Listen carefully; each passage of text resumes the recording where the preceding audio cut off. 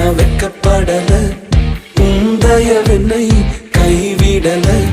வெறும் கையாய் கடந்து வந்தேன், இரு பரிவாரங்கள் எனக்கு தந்தீர். வெறும் கையாய் கடந்து வந்தேன், இரு பரிவாரங்கள் எனக்கு தந்தீர்.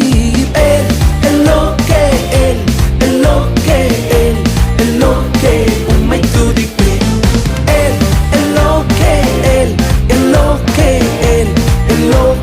உம்மை துதிப்பேன்.